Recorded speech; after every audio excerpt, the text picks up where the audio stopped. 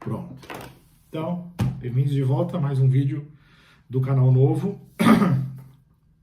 Hoje, novamente, com a presença sempre ilustre do Sr. Felipe Panetta. Obrigado. Eu que agradeço. E esse vídeo tem como tema falar desse livro aqui, né? O De Minha Vida, do Sr. Goethe. É um tijolão, né? E aí o que acontece? Bom, em primeiro lugar, na verdade, eu preciso agradecer as pessoas que se inscreveram no canal novo. Antes que eu me esqueça, porque eu tinha pedido, né? Todo vídeo agora eu tô pedindo, porque o YouTube ele dá alguns recursos quando você tem mais inscritos, né? Na verdade, ele vai fazendo cada vez mais coisa conforme você tem mais inscritos. Vai liberando algumas possibilidades. E o canal novo não tem quase ninguém, obviamente, porque é novo, né? Então, para começo de conversa, preciso chegar em 50, né? Como eu falei para vocês. Aí já dá para fazer live e algumas coisas. A gente tava com acho que 6. E aí eu pedi pro Felipe se inscrever, ele se inscreveu. Também algumas outras pessoas se inscreveram. E a gente chegou agora, se não me engano, em 9, né? E aí o ideal seria chegar em 50 inscritos para ter a possibilidade de fazer lives, né? E entre outras coisas. Um pouco mais de 50, porque 50 exatamente não adianta, porque aí sai um, já quebra tudo, né? Então, para ter uma margem, uns 60 inscritos, né? Vamos ver se esse mês de agosto a gente consegue avançar, né? Nesse sentido, para chegar o mais perto possível desse número aí de 50, 60, tá bom? O livro anterior que eu analisei foi o do Goethe, foi o Viagem à Itália, que deu trabalho, porque na verdade eu tava saco cheio, né, para fazer, mas eu finalizei, fiz a apresentação para você. Você já chegou a ver esse vídeo ou não? Esse ainda não assisti. Já tá disponível no canal para quem quiser assistir. No canal novo já tá disponível Viagem à Itália. Agora eu tô no De Minha Vida. Só que o que eu decidi fazer? Isso é um problema que já me atormenta faz tempo, na verdade. Quando eu começo a trabalhar numa análise do livro, eu gostaria de fazer uma análise só para o livro inteiro. Alguns livros no passado eu já não consegui fazer isso, porque não tinha como, né? De cabeça, já vou dar alguns exemplos para vocês aqui que eu lembro. Fácil, né? Foi isso que aconteceu com a Suma contra os Gentios, do Tomás de Aquino. Eu acho que teve uns 5 ou 6 vídeos de 1 hora cada. Ele é muito extenso. Então, para fazer a análise da Suma contra os Gentios, eu levei umas 5, 6 horas. São vários vídeos que eu vou... Estão no canal antigo ainda, né? Mas aos poucos eu tô colocando todo dia um pouquinho aqui no canal novo, né? Então eles vão entrar aqui no canal novo, numa playlist de livros e também numa playlist específica de filosofia. Eu vou fazer como eu tinha no canal antigo, as playlists dedicadas, né? Tem gente que não sabe que existe playlist. Essa semana eu tava conversando com o FM e ele falou, você deveria criar playlist no canal. Eu falei, meu amigo... Já tem. Faz tempo que eu tenho playlist no canal. Você que as pessoas não clicam, sei lá. As playlists existem para facilitar. Então você gosta de análise de livro, clica na playlist de livro. Gosta de análise de filme, tem a playlist de filme e assim por diante. Bom, então, voltando ao que eu estava contando. No caso de algumas análises que eu já fiz no passado, eu já tive que fazer mais de um vídeo. Aconteceu com a Suma contra os Gentios, que eu lembro bem. Aconteceu também com Agostinho. Eu acho que com as Confissões do Agostinho eu também fiz uns 2 ou 3 ou 4, talvez. Aconteceu com certeza com a Crítica da Razão Pura do Kant. Porque não tinha como... São coisas que não dá para fazer em um vídeo só, ou uma live só. É impossível. A não ser que você faça uma apresentação de almanaque. Ou fale muito por cima. Fale muito por cima, superficial e tal. E não é o propósito aqui do canal, porque se vocês quiserem uma apresentação superficial dessas coisas, tá cheio. Não é por aí. Tá cheio, assim. Ele coloca lá, De Minha Vida do Goethe. Pronto, você vai ter, deve ter, acredito eu. Nem procurei, porque eu não tenho tempo para isso aí também, que eu me dedico só a isso aqui, né? Eu não fico analisando o que outras pessoas falam. Mas devem ter vídeos de 10, 20 minutos falando sobre o livro, mais ou menos isso e aquilo, né? De repente até o ChatGPT faz um resumo para a pessoa não precisa nem ler, né? Que é o que dá mais trabalho. E aqui não é assim, eu leio, né? Eu faço um estudo, eu leio, embora em alguns casos teve alguns livros que eu pedi pro ChatGPT fazer E séries também. uma sinopse. Mas livros de filosofia, isso me incomodou um pouco mais, né? Então talvez pode ser que em alguns casos eu queira fazer uma releitura, por exemplo, do Hegel. Hegel foi um que eu fiquei com essa impressão. Eu li mais ou menos metade da Fenomenologia do Espírito com uma leitura mais analítica, depois eu fiz uma leitura de inspeção do resto e pedi pro ChatGPT fazer um resumo. Ficou mais ou menos, não tá ruim, mas não tá bom. Então talvez a gente vá rever o Hegel aqui no canal, talvez o Fichte também, mas eu não tenho certeza. Mas enfim, por que eu tô falando de tudo isso daí, né? Porque o que me atormenta é justamente essa necessidade de ter que fazer num vídeo só, numa live só, muitos comentários sobre coisas que não vão ajudar as pessoas, não necessariamente a entender o pensamento, por exemplo, de um autor do livro, como o Goethe aqui. Esse não seria o problema, porque isso aí dá para resumir, fazer síntese e resumir num vídeo só, ou numa live só. O problema é eu colocar o meu pensamento a respeito do que eu tô lendo, que acho que é o que é o principal para vocês, né? O diferencial. É o diferencial e é o que interessa aqui, porque o canal é sobre a monadofilia, que é a minha filosofia. Então eu vou ler esse livro aqui. Eu vou ter uma impressão a respeito, né? Vou dar até uma nota no final a respeito desse livro baseado na monadofilia. Mas para vocês serve para quê? Não só para saber alguma coisa sobre esse livro, mas sobre o meu pensamento através dessa leitura. A respeito. Então, para ser bem feito, leva um pouco mais de tempo. E vai levar um pouco mais de tempo. É isso que eu estou falando. É isso que eu quero dizer, basicamente. Ou seja, eu, por exemplo, aqui no caso deste livro, eu vou separar em, no mínimo, podem ser mais, mas no mínimo, 8 pedaços. Ô, louco. Porque aí eu tenho certeza de que vai ter tempo de falar tudo certinho. Entendi. Entendeu? Eu posso fazer vários pedaços num dia só, até num vídeo só, se eu quiser. Mas aqui eu tô um pouco mais de... Você fica mais confortável. Tô mais confortável, tá? Então, assim, neste livro, obviamente, ele vai falar da vida dele. Então, a viagem à Itália foi só sobre um pedaço da vida dele, né? Por volta dos 40 anos de idade, acho que um pouco antes, ele tinha 38, 39, sei lá. Então, aquilo lá foi um relato de um pedaço da vida dele. Aqui já é uma coisa autobiográfica bem mais extensa, certo? Nessa apresentação que nós vamos fazer agora, né, que eu vou fazer agora para vocês, a gente vai basicamente ver o começo, né, da vida dele, a infância e as primeiras impressões a partir da infância. Então, só para vocês saberem que da outra vez do outro livro eu não mostrei, eu não sei se eu mostrei direito a edição, essas edições da Unesp são muito boas, tá vendo? A tradução deve ser direto do alemão, né? Da editora Unesp. Né? A tradução foi feita por um tal de Maurício Mendonça Cardoso. Foi publicada essa edição aqui em 2017 pela editora Unesp. Foi traduzido do alemão. Aus meinem Leben. Né? Inclusive em parceria, a tradução desta obra recebeu o apoio do Goethe Institut, que é financiado pelo Ministério das Relações Exteriores da Alemanha. Ah, legal. Porque o Goethe é um cara importante na cultura alemã. Né? É uma espécie do Dante Alighieri da Alemanha. Né? Então, teve até apoio estatal do governo alemão para publicar isso aqui. Na verdade, essa série de livros, né? E é um livro de 955 páginas. Então, não dá para ficar saindo correndo, falando... Né? Para sair correndo, se fosse um texto boboca, uma coisa qualquer, tudo bem, mas aqui eu quero, né? Levar os Pilares da Terra do Ken Follett, você faria fácil. Os Pilares da Terra. Quem sabe um dia a gente faz os Pilares da Terra aqui. Só que eu teria que reler, porque eu já não lembro mais nada. Eu lembro até contanto. Não é que eu não lembro de mais nada, eu lembro mais ou menos. Eu lembro da cena final que é o cara apanhando, né? O bispo tá batendo no cara, não é isso? Eles fazem uma cerimônia na igreja, aí o cara se ajoelha lá e o bispo fica dando porrada nele. Um negócio assim, uma cena dessas. Bom, então vamos para essa primeira parte, tá? Ou seja, vão ter mais vídeos sobre esse livro, se Deus quiser. Mas também estou cumprindo com o que eu prometi, porque eu falei que teria vídeo disso aqui no final de semana. Vou cumprir aqui, mas vou. Uma coisa eu vou apresentar.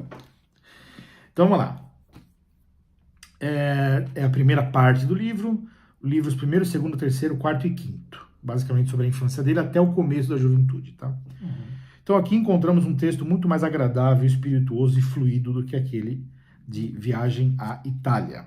O autor revela uma distância mais confortável dos fatos narrados e nos encaminha com passos tranquilos pelos diversos eventos de sua vida.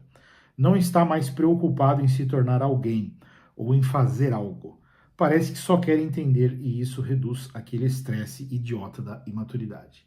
Não que ele fosse imaturo no relato do Viagem à Itália, porque ali é um relato da viagem, durante a viagem. Que era o objetivo dele. Né? São cartas que ele escreveu para os amigos dele na Alemanha para relatar como é que estava sendo a viagem dele na Itália, né?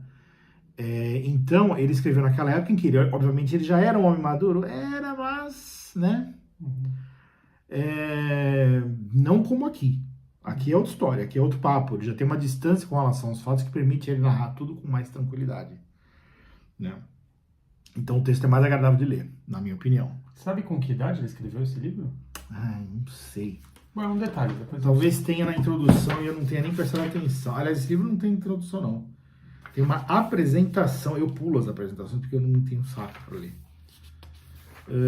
Mas pode ser que até o próprio Goethe, na primeira parte, tenha falado. Ó. O interessante dele é que ele... é um prefácio, ó. Vamos ver, talvez importe isso daí. Uma das coisas que eu quero mudar é esse negócio de não ter pressa para fazer. Eu não quero ter pressa para fazer nada. As pessoas têm paciência. Os nossos espectadores aí são bem qualificados. Aqui, ó. Ele só fala já do nascimento dele, tá vendo? Quando que ele escreveu, aí teria que pesquisar, tá?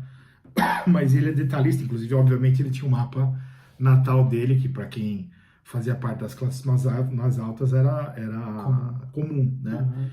Então ele fala, vinha ao mundo na cidade de Frankfurt, às margens do rio Meno, que tem Frankfurt no rio Oder também, que é na parte oriental da Alemanha. Né? Ele nasceu perto da fronteira da França, mais ou menos, né? Mais para o lado ocidental, mais perto da França, que é Frankfurt, sobre o rio Meno, aos 28 dias de agosto do ano de 1749, quando os sinos dobravam a 12ª badalada do meio-dia. Ou seja, só na 10. Por isso que eu sempre tenho, o meu mapa tem a ver com... tem aqueles mapas parecidos, fala, né? O do Goethe sempre aparece, que ele também acho que tinha várias coisas na casa 10, né? E ele fala, a constelação era auspiciosa, o Sol encontrava-se no signo de Virgem e em seu ponto culminante para aquele dia, casa 10. Júpiter e Vênus contemplavam-no ditosos. Mercúrio não se fazia desfavorável, Saturno e Marte lhe eram indiferentes. Somente a Lua no plenilúnio exercia mais intensamente a força de sua contraluz, já que acabava de entrar em sua hora planetária. Ele conhecia alguma coisa de simbolismo. Ele era intelectual, né? Era, muito culto, né? Uma característica do Goethe é ser o polímata, né? Entendido de muitas coisas.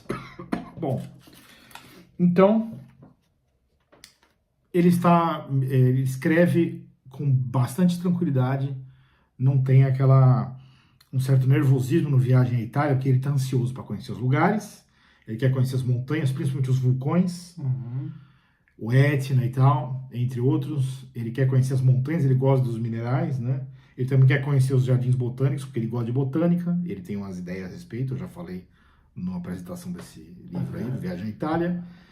E ele quer conhecer os museus, obviamente, né? Principalmente em Roma, e as coleções privadas de arte, que era muito comum naquela época. Hoje eu acho que não tanto, tá? Acho que muito disso daí acabou nos museus. Não, tem bastante coleção privada na Europa. Mas acho que naquela época era mais. Acho que naquela época... Tem bastante aqui, os palácios são bem... a maior parte hoje são mais fechados ao público. Naquela época tinha muito. Os palácios. Então o que acontecia? O Goethe tinha que... Isso é interessante, mas eu já falei sobre isso na outra apresentação, depois você vê lá. Mas é interessante porque o que ele queria mesmo é acessar as obras de arte, contemplar aquilo, né? Enfim, evoluir na jornada dele particular, digamos assim. Mas para ter acesso a essas coleções particulares, ele tinha que lidar com as pessoas. Então ele tinha que fazer toda uma política, né? Ele tinha acesso porque ele era uma pessoa já conhecida, por ser o autor do Werther, né? Mas ele não queria... Onde ele estava, ele preferia não ser reconhecido. Para ter mais facilidade de aproveitar do local, principalmente Roma e Nápoles, né? Aproveitar do local sem precisar participar de eventos sociais que consumiam o tempo dele, e o que ele queria mesmo era fazer essas coisas que eu falei, ver vulcão, montanha, jardim botânico e coleção de arte, né? Mas ele era obrigado, até para algumas coisas, ele era obrigado a conviver com as pessoas, enfim. Então é um relato onde você vê que tem uma certa ansiedade. Ele fala do que ele quer fazer, porque eu quero fazer isso, porque eu quero fazer aquilo, não sei o que, e você fala, meu Deus do céu, fique em paz, né? E olha que ele ficou quase 2 anos lá na Itália. Mas vamos lá. Vamos falar de minha vida, né? E tem um subtítulo, Poesia e Verdade. Tá? Que em alemão eu não sei. Verdade é Wahrheit, né? Poesia o quê? Deixa eu ver. Eu acho que não tem esse subtítulo pelo que você tinha lido. Dichtung und Wahrheit. Aqui, ó. Tá. Dichtung é a tal da poesia. Dichtung und Wahrheit. A tal da poesia. Und Wahrheit. Bom, Goethe tem uma memória admirável e uma vida interior profunda, sendo capaz de detalhar sentimentos sutis de décadas atrás. Nossa. Certamente ele usou essa capacidade para enriquecer sua atividade literária. Então, ele é um cara que ele era impressionado, obviamente, ele era impressionado pelos eventos da vida, e ele tinha uma formulação interior do valor estético daquilo, e ele conseguia preservar. Então ele tinha um acervo interior muito vasto para fazer a arte dele, que é literária, né? É esse tipo de coisa, por exemplo, que eu já falei muitas vezes pro Digão, que ele deveria explorar. Ainda mais com a... Usar a memória, impressionante. uma memória acima do normal, como é o caso do Goethe aqui, usar isso a seu favor para ter um acervo, para produzir uma arte, por exemplo, né? O Goethe com certeza fez isso.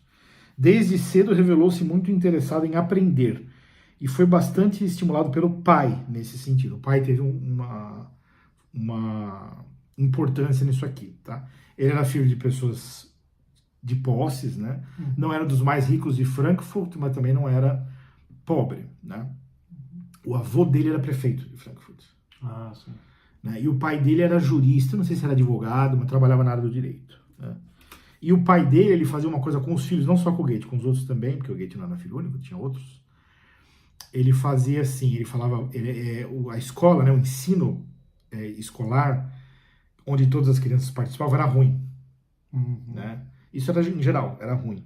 Então tinha muito ensino particular, muito estudo particular.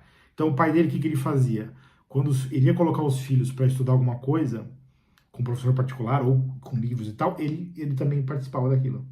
Por exemplo, aprender uma língua, né? O italiano, eles gostavam de saber italiano, francês, várias coisas, né? Ou vários outros estudos, desenho, por exemplo. O pai dele resolve que os filhos vão aprender desenho, mas o pai também aprende desenho junto com os filhos, né? Então isso parece que estimulou muito ele, né? Ou seja, ele sempre tinha os irmãos aprendendo junto com ele, amiguinhos também, vizinhos, enfim, colegas que ele vai ter, e o pai, né? Sempre aprendendo e estimulando e com disciplina, né? Então no final não era uma aula só para uma pessoa, era tipo para a família toda. Era um aprendizado meio coletivo, pelo que eu entendi, em várias situações, várias pessoas participavam daquilo. Mas ele também tinha o interesse, né? O pai estimulava, mas ele também tinha o interesse. Também aprendeu muito da vida real pela proximidade com os centros de poder em Frankfurt, seja em tempos de paz ou de guerra. Viveu numa posição social privilegiada e soube aproveitar essa oportunidade para desenvolver-se pessoalmente. Então ele aprende, né? Ele relata isso, que ele aprende com a convivência com pessoas importantes. Ele se enfia nos lugares como criança é assim, né? Consegue, onde estiver, é tolerada a presença da criança, é fácil tolerar a presença da criança, né?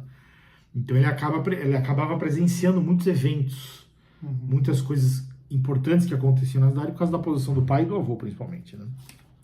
E ele aproveitou isso. Você percebia que ele aproveitava isso porque era uma vantagem incomum que ele tinha, né? Não era todo mundo que tinha o mesmo tipo de coisa, o mesmo tipo de acesso, né? Quando produz um primeiro testemunho direto de suas crenças fundamentais, embora, vamos lembrar que aqui nós estamos falando do começo da vida dele. Então ainda tem muito chão pra frente pra gente detalhar isso depois, tá? Porque uma característica dessa apresentação que eu tô fazendo aqui é que eu não sei a forma final que ele vai dar pra tudo que ele tá falando. Né? Até vai aparecer uma moça daqui a pouco, uma tal de Gretchen, né? Gretchen? Gretchen é um nome alemão. Tá. Vai aparecer uma tal de Gretchen aqui, que até essa parte do texto que eu estou apresentando tem uma característica. Já na próxima parte já muda. Tá. Né? Então, vocês têm que levar isso em consideração, tá? Essa leitura quebrada, essa análise quebrada que eu vou fazer, ela tem que ser vista como parcial, e aí quem quiser saber a coisa toda, vai acompanhando as próximas partes, inclusive, principalmente a parte final, onde eu posso corrigir eventuais impressões que eu tinha feito no meio do caminho, que ele próprio tenha mudado de ideia, né? Então, com isso em consideração, eu vou reler aqui, ó. Quando produz um primeiro testemunho direto de suas crenças fundamentais, revela-se algo politeísta. Ele parece que ele tem uma predileção politeísta. E se refere ao divino como os Elohim, os filhos de Deus, que é uma expressão usada muitas vezes na Bíblia, né? No Gênesis principalmente. Sua leitura da Bíblia, portanto, é mais mitológica do que teológica, e mais ligada ao Gênesis do que ao Êxodo. Essa já é uma conclusão que eu estou tirando. Não é ele que fala isso, mas eu que fiz uma análise e estou vendo que ele prefere o Gênesis do que o Êxodo. Isso certamente estimulava a sua prodigiosa imaginação artística, mas significava um custo alto em termos de rigor teológico. Dá para perceber do jeito que ele fala, né? Que é isso que acontece, ele trocou uma coisa pela outra.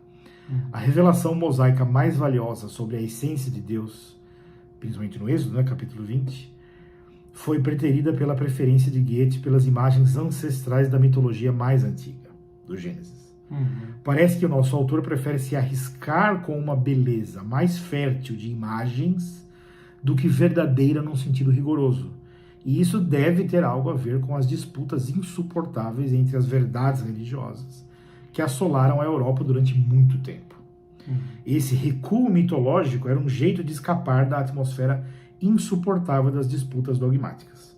Foi um recurso muito usado desde o fim da Idade Média e que impulsionou as gerações ao Renascimento, ao Iluminismo, ao Classicismo e ao Romantismo. Então dá para ver que o que ele faz com relação às crenças baseadas, por exemplo, na leitura da Bíblia, ele faz esse recuo mitológico. Porque é um campo mais neutro, se ele ficar nesse aspecto. Mas... Ele precisa de liberdade, como artista, né? Ele não quer lidar com essas questões mais rigorosas, mais dogmáticas da teologia, porque é fonte de conflito apenas. É isso que ele vê ao redor dele. Mas toda a geração dele vê isso. E outras gerações anteriores já viram isso. Isso faz parte da cultura europeia desde o fim da Idade Média. Ou seja, até a Idade Média, todas as diferenças de visão teológica, elas eram resolvidas dentro da igreja. Né? Então você tinha dentro da igreja espaço para que as diferenças fossem discutidas, e elas não significavam a necessidade de entrar em conflito com a outra parte, ou seja, não era uma disputa.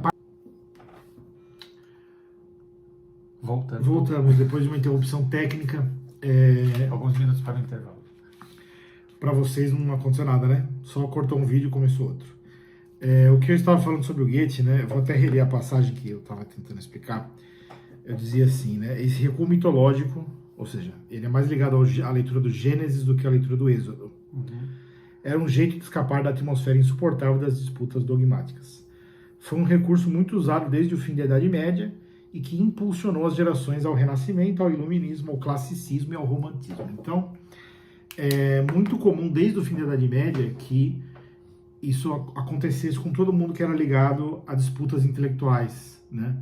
Porque, como eu estava explicando, enquanto a igreja ainda tinha a hegemonia cultural, ou seja, antes da Reforma Protestante, as disputas eram integradas dentro das escolas de pensamento da igreja. Óbvio que existia a heresia, ou seja, existia o combate a outras maneiras de pensar, mas aí eram coisas mais radicais, né? Eram formas de pensar bem mais radicais, né? Até certo ponto a igreja conseguiu suportar as divergências de pensamento dentro do bojo dela, inclusive nas universidades medievais. A partir da Reforma Protestante, isso muda, porque agora a disputa teológica, ela vira uma disputa partidária, né? Começa com os príncipes alemães, mas depois vai para toda a parte norte da Europa. Muitos chefes políticos simplesmente não querem mais pagar tributo para Roma, né? E não querem mais ter que se submeter ao Papa, né? Por exemplo, para legitimar um herdeiro. Que nem o Henrique VIII. Henrique VIII, né? Para legitimar um divórcio, né? Para legitimar um divórcio e um casamento, né? Então, aí virou uma moda, que a disputa teológica fosse misturada com a disputa partidária, e isso envolvia guerra, inclusive, né? Guerra, sofrimento, morte, muita coisa ruim, tá? Então, o que vai acontecer? Vai acontecer que muitos pensadores, autores, filósofos da época, desde o fim da Idade Média até quando o secularismo termina de vencer, até, sei lá, século... aí já não sei precisar, né? Mas durou uns 3 séculos, pelo menos. Tá. Até o século XVIII, pelo menos. Essa disposição que o Goethe tem aqui de se interessar mais pelo lado mitológico do que pelo lado teológico. Né? Para começar, que era bom para ele porque ele era mais artista do que pensador. Né? Então, também o Gênesis era um terreno mais fértil para ele. Ele gostava de várias histórias do Gênesis. Tanto quanto ele gostava da poesia homérica, por exemplo. Entendi. Ou das Eneas do Virgílio. Né? Então, o Gênesis, para ele, era mais ou menos a mesma coisa que esses outros relatos mitológicos. Ele não vai dizer isso, porque, obviamente, ele não quer, ele está dentro de uma sociedade cristã, né, de uma comunidade religiosa até certo ponto. Ele não quer se expor. E ele também não quer se expor, mas conforme você vai entrando nos detalhes do pensamento deles, vai vendo que ele, por exemplo, ele fala desses Elohim, né, dos filhos de Deus, que é uma expressão usada na Bíblia, no Gênesis, para se referir aos anjos. Né? Mas tem algumas interpretações bíblicas que vão interpretar o plural dentro de algumas expressões como um sinal de um politeísmo antigo. Né? Inclusive, quem pesquisar a história das religiões pode verificar que existe uma hipótese séria de que os próprios judeus, né, os hebreus, eles não foram sempre monoteístas. Né? Na verdade, você pode dizer que até hoje talvez não seja. Por incrível que pareça. Sim. Mas por incrível que pareça, né? Hoje, obviamente, por causa da herança babilônica que levou a Cabalá e levou à bagunça que é hoje. E eu não vou entrar em detalhes porque é uma mistura de fofoca com teoria da conspiração, né? Mas existem historiadores da religião que dizem que antes de acreditarem num Deus único, eles já tinham alguma mistura de coisas ali, né? E existem algumas expressões no plural no Antigo Testamento que podem gerar essa interpretação. Os teólogos cristãos interpretam isso como uma marca da Santíssima Trindade, como uma expressão que revela a Trindade. Por exemplo, Gênesis capítulo 1, né? Aliás, capítulo 2. Criemos o homem à nossa imagem e semelhança. Se você pegar uma Bíblia em português, essa palavra não é a minha, né? Criarei, ou que seja criado o homem à minha semelhança. Está a nossa semelhança. Você fala, nossa quem? Quem que está falando? Quem é o sujeito da frase? Para o cristão, é a Santíssima Trindade. É o Pai, o Filho e o Espírito Santo. Mas para alguns outros teóricos, poderiam ser os Elohim, os filhos de Deus. Ou seja, o homem não foi criado por um Deus, mas foi criado por um grupo de deuses, né? Inclusive, logo mais deve se falar bastante sobre isso, por outras razões. Fala por quê, né? Você vai deixar essa...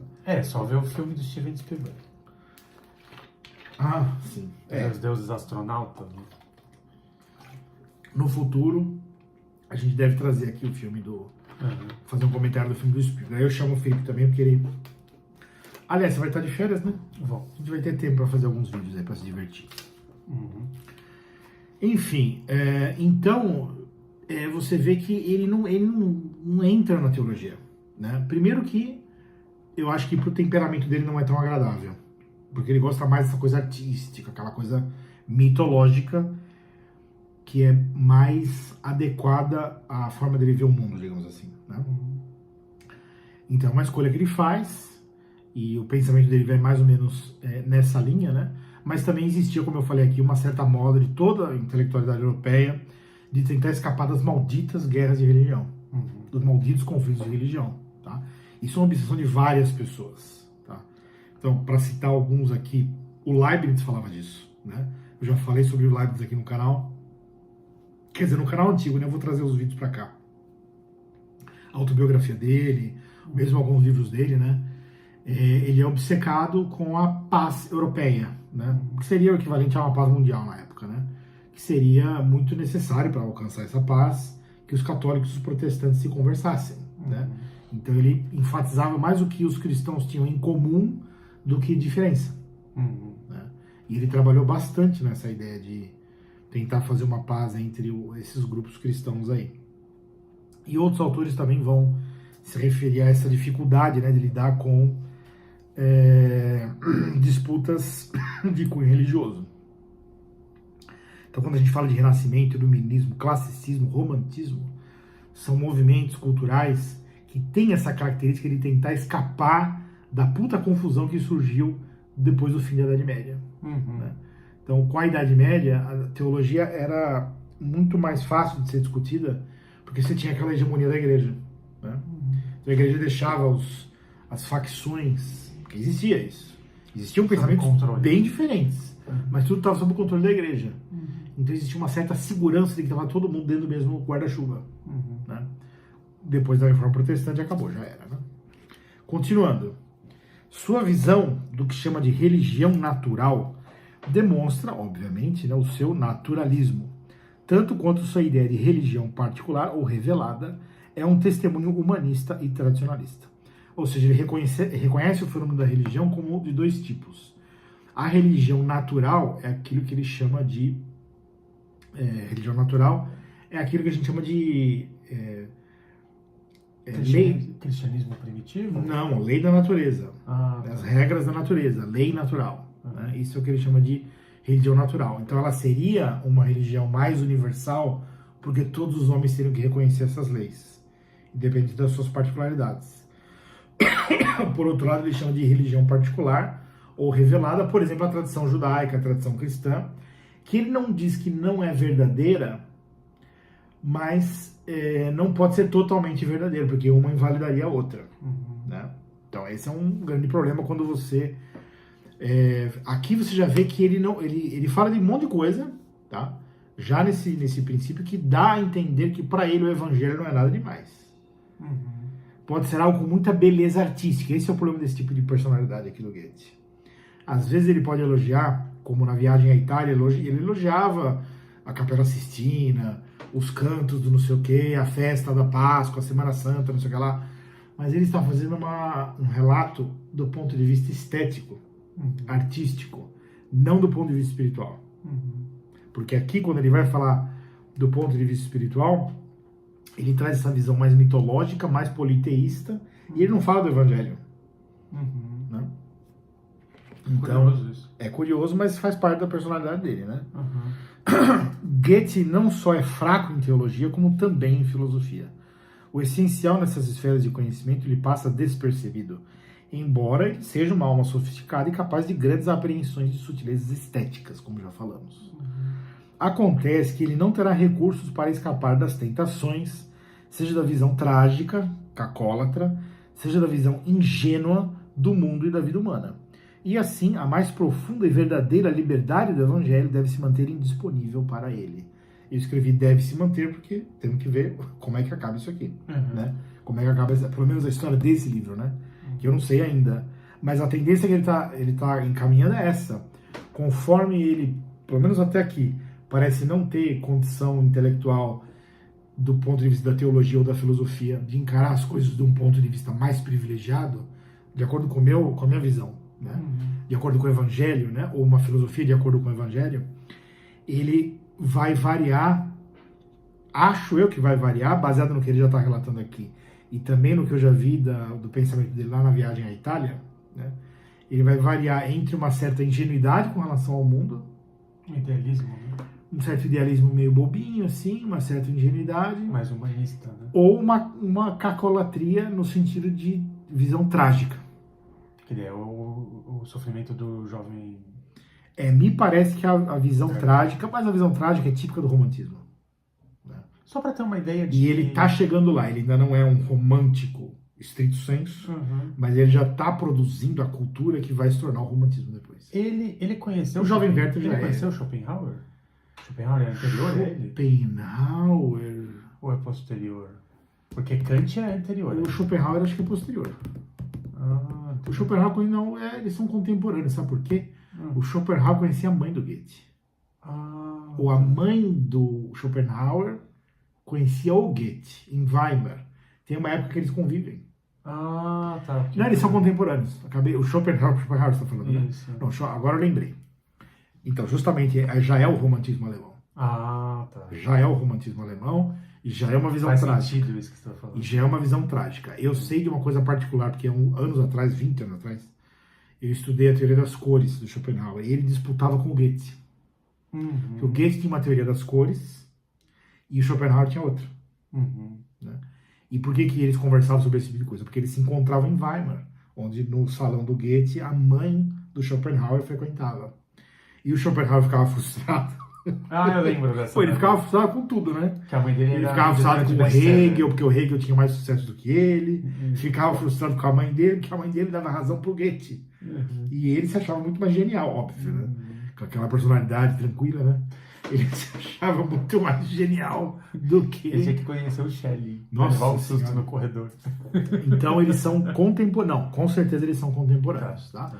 Mas o Goethe é muito mais otimista do que o Schopenhauer. Bom, quem que não é, né? O Schopenhauer é mais, nesse sentido da tragédia, é mais pesado, né? Embora eu não vou dizer que Schopenhauer seja trágico, né? Aqui não tem nada a ver com a análise de Schopenhauer, a gente pode no futuro fazer uma análise de Schopenhauer. O Nietzsche talvez seja mais trágico. O Nietzsche, sim. O Nietzsche levou mais para a tragédia, sim. Tá? O Goethe, ele me parece que pelas crenças que ele tem, ele só tem dois caminhos. Ou uma certa ingenuidade, ou uma certa visão trágica. E essas coisas podem se misturar, inclusive. Tá, e nessa parte que você... Porque ele é um artista, ele não precisa ter tanta coerência, né? Tá. E nessa parte que você tá falando dos aspectos de crença dele, da mentalidade dele, ele já tinha escrito O Sofrimento do Jovem? Não, aqui é infância e juventude. Tá. Entendi. Aqui é só relato de infância e juventude, por enquanto, né? Depois a gente vai ver o resto. Nossa, impressionante ele recordado das crenças dele de... Não, é um cara... É um cara que ele, desde pequeno, quis cultivar a consciência dele, ele teve todos os recursos e todo o incentivo para fazer isso. Entendeu? É tipo uma história que tem que dar certo mesmo. Porque ele tem um talento à predisposição, uma memória muito... Ele é bem inteligente, uma memória muito capaz, e ele nasce numa condição e num ambiente muito propício para fazer isso. Então a faca e o queijo se encontraram, né? Macaca banana. Foi muito feliz nesse sentido.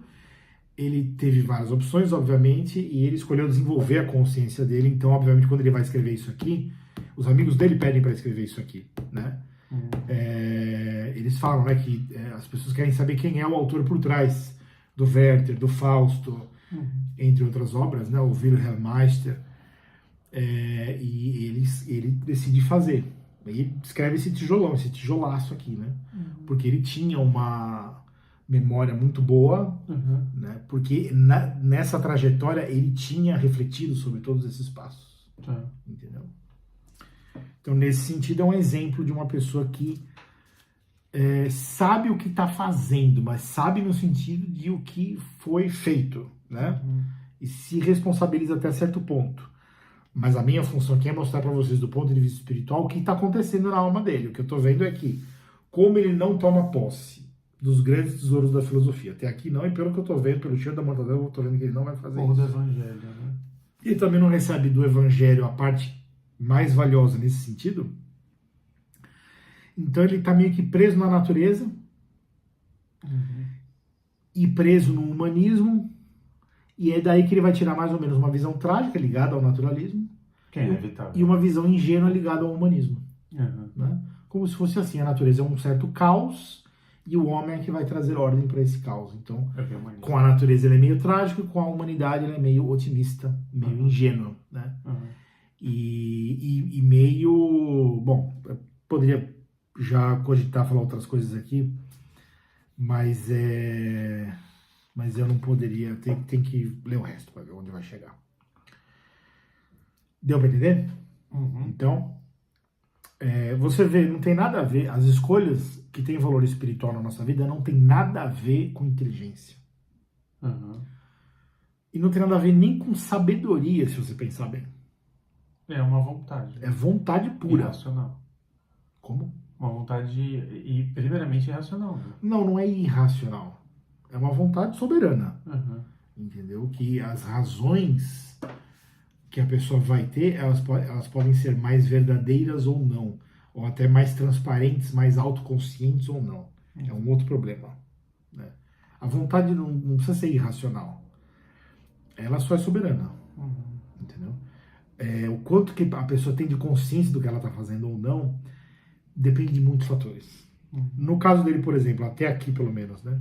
Depende de ele tomar conhecimento de outras possibilidades. Porque se ele não teve? Uhum. Né? Sim. Pode acontecer, a pessoa vive a vida inteira e não sabe nem que outras coisas são possíveis. Né? Seu testemunho de ingenuidade com o mundo só não é pior porque é temperado por ceticismos particulares em áreas específicas. Isso é bem interessante e já deu para notar nessa primeira parte aqui. Seja no aprendizado da política, da religião, das regras literárias da poesia, quando Goethe analisa as coisas detidamente, nos seus detalhes minuciosos, ele enxerga os limites ou mesmo os enganos das tradições humanas, e sua inteligência não o trai. Apenas ele não faz questão de extrapolar esse ceticismo para todos os âmbitos do conhecimento, ou seja, não aplica esse seu recurso como uma disposição geral da alma diante de toda a cultura humana. Ele era virginiano, né? Para fazer isso, teria que pagar o alto custo da renúncia aos ídolos da natureza e da humanidade, o que não lhe seria nada fácil. Principalmente por causa da visão trágica. Uhum. Então, o que eu estou falando aqui? Ele várias vezes, já na infância e na juventude, você percebe que quando ele precisa entender detalhadamente alguma coisa, como funciona, ele vai aprender bem detalhado, bem esquematizado, ele percebe as aporias e as contradições, ou até as mentiras, nos esquemas que ele vai aprender. Então, na política, ele aprende que existe mentira, manipulação, engano, em várias coisas. Isso é bem legal. Uma das coisas mais legais, na verdade, acho que... Você lembra de algum exemplo? Na poesia, por exemplo. Tá. Né? Quando ele vai aprender poesia, os franceses estão em Frankfurt, que está tendo uma guerra, tá? E o exército francês está acampado ali em Frankfurt. E aí o que acontece? Existem várias exibições de teatro francês, que era forte naquela época. Né? Provavelmente o maior teatro do mundo naquela época era em língua francesa, um dos mais, pelo menos. Né? Provavelmente italiano e francês. E aí ele vai assistir essas peças de teatro. Ele vai aprender francês, né? E ele também vai aprender como funciona o teatro. Então, desde muito cedo, essa coisa literária nele já começou a se desenvolver. E ele vai querer aprender a técnica poética, né? Como que faz a rima, a métrica e toda a parte técnica da poesia, né? Da produção da poesia. E ele começa a ler, estudar os manuais e os livros que ensinam a fazer isso daí.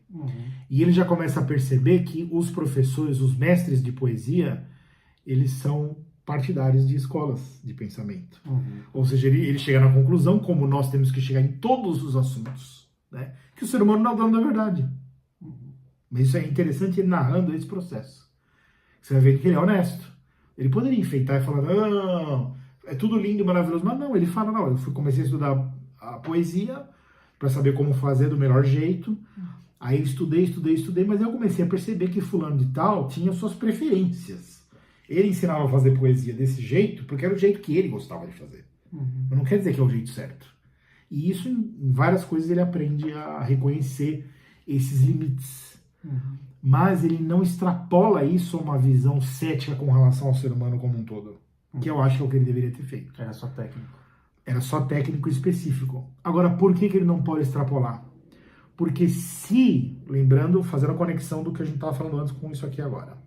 Se a visão do mundo, de acordo com a natureza, é uma visão trágica, e é o ser humano que coloca ordem dentro do caos da natureza, cairia em conflito. Se ele tiver um ceticismo total com relação ao ser humano, aí ele tem que abraçar a visão trágica total. Pronto. Voltamos então. Você só deve ter reparado. Você deve ter reparado que mudou alguma coisa, né? Isso aí no cinema chama descontinuidade. Uhum. Erro de continuidade. Nossa, esse daqui é um total erro de continuidade. Erro de continuação. O que acontece é porque, por questões técnicas, o celular aí ficou disponível, armazenamento, enfim, problemas para resolver. Na verdade, vocês aí têm que ajudar a resolver o problema. Já vou jogar a bola para vocês aí. Por quê? Se eu faço live, eu posso usar o celular. Aqui eu estou no meu computador aqui, né? Para terminar o serviço do Get aí, da minha vida do Get. Se eu uso o celular fazendo live, uma que tem a vantagem que quem tiver ao vivo consegue participar da live, certo? Então vocês que estão cadastrados no canal, inscritos, conseguem participar da live, mandar pergunta, comentário, não sei o quê. Na hora a gente consegue ver isso daí para participar. E por outro lado, eu não tenho que me preocupar com o armazenamento do celular, porque vai direto para o YouTube. Né? Aqui é uma puta burocracia, tem que ver a capacidade, aí depois tem que descarregar o vídeo na internet e dá problema como que nem deu agora. Mas vamos encerrar. Eu estava falando, eu estava no penúltimo parágrafo aqui, estava dizendo o seguinte, que né, o custo para o Goethe de ele ser cético com relação ao ser humano de uma forma mais total, é porque ele já é capaz de fazer isso no particular, certo? Eu já expliquei isso, certo? Sim. Ou seja, quando ele vai aprender como funciona a política, na prática, no detalhe. Né? Quando ele vai aprender como funciona a religião também. Né? E quando ele vai aprender a arte poética, né? Ele percebe que essas coisas são assim. Cada um tem a sua visão das coisas. As pessoas que ensinam com autoridade, elas têm alguma autoridade por serem capazes de produzir de transmitir técnicas, né, modos de operar aquilo que ele está aprendendo, mas eles não têm nenhuma razão definitiva. Essa autoridade não é definitiva, não é total. Ele começa a relativizar, começa a ver que existe isso, né, nessas áreas particulares.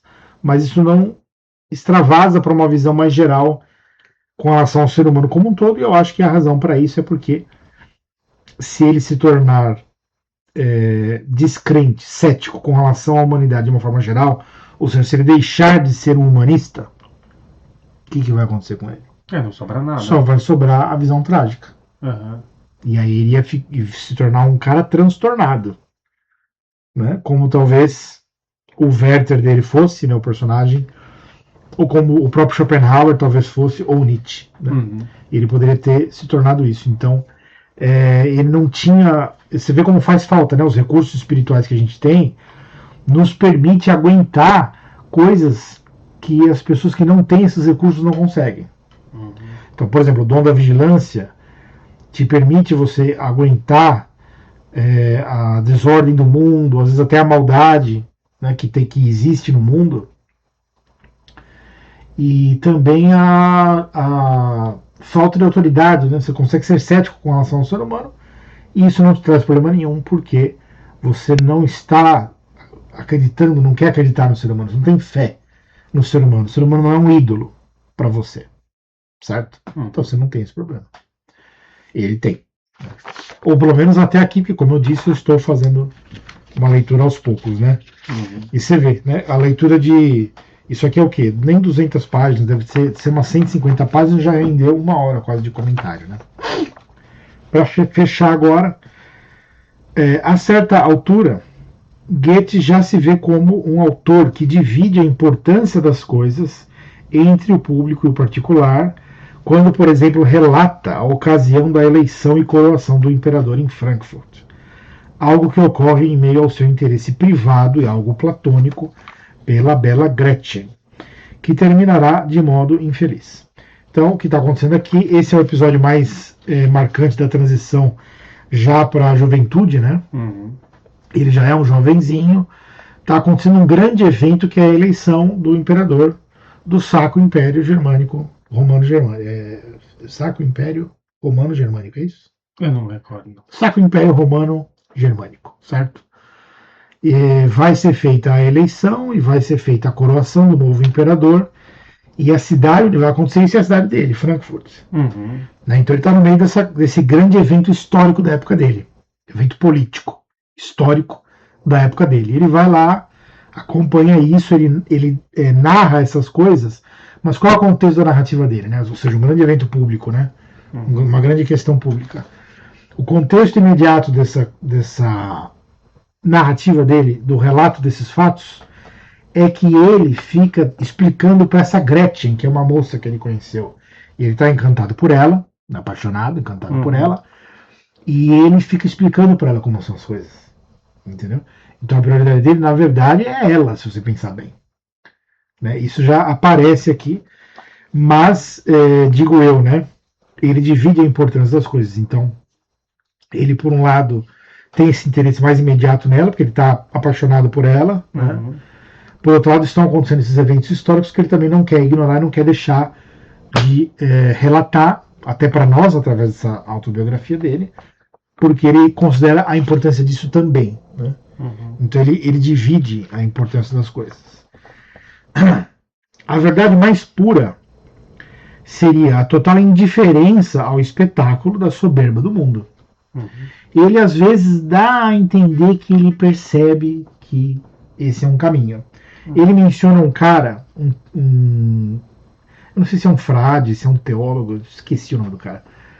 Eu não vou procurar agora, senão vou levar 10 minutos para achar. Mas ele cita que até ele vai mencionar esse cara mais para frente, que é um cara que nessa época dizia, não, esse cortejo aí, ele tá falando do príncipe eleitor, da onde que era? Estou tentando me lembrar. O principal príncipe eleitor vinha da Renânia, vinha daquela região do próprio... É mais ao norte? Do próprio Goethe. Não, do oeste mesmo. Mais perto da França.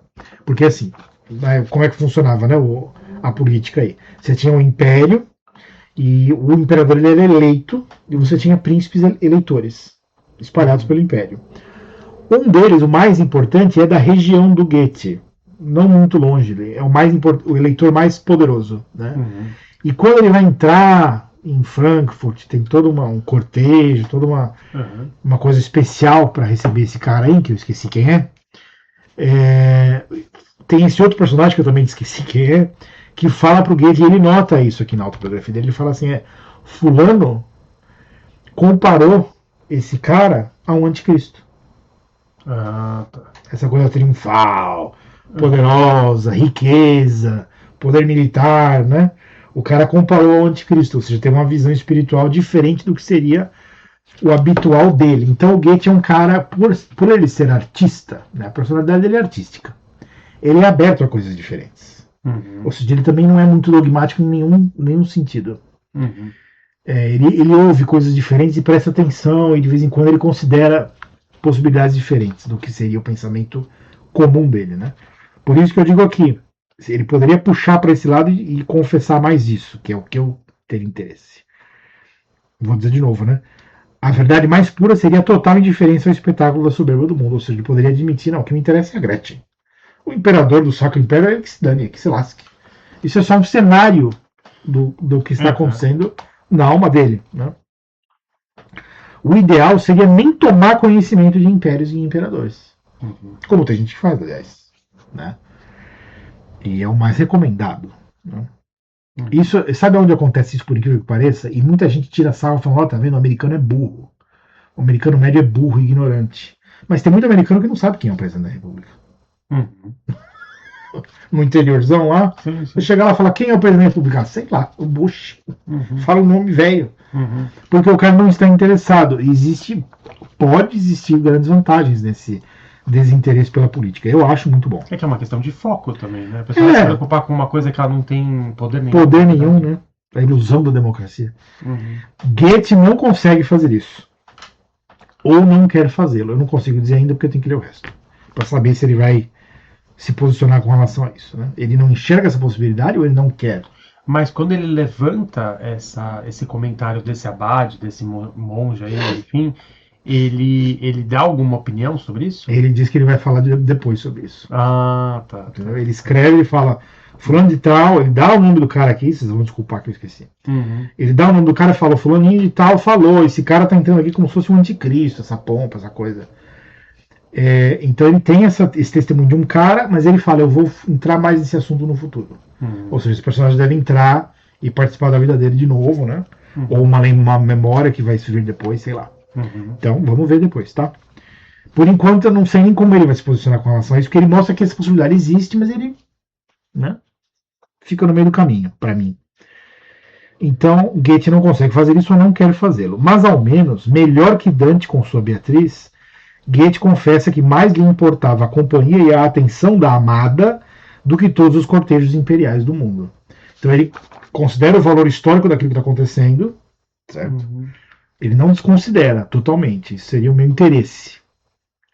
Essa opção ele não faz, mas ele faz uma hierarquia e coloca a Gretchen acima. Muito embora não vai dar em nada em cima da Gretchen. Mas o que ela vai fazer é dar um beijo na testa dele. Nossa. De consolo. Mas a Gretchen vai entrar no próximo vídeo. Porque aqui ainda não teve o desfecho. Não deixa de destacar o fenômeno dos brilhos mundanos, mas assume que o amor de Gretchen está acima disso tudo.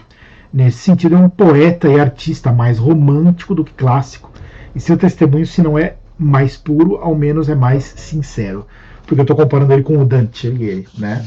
O Dante Alighieri misturou a teologia católica e até a mitologia católica com a Beatriz, que foi quem...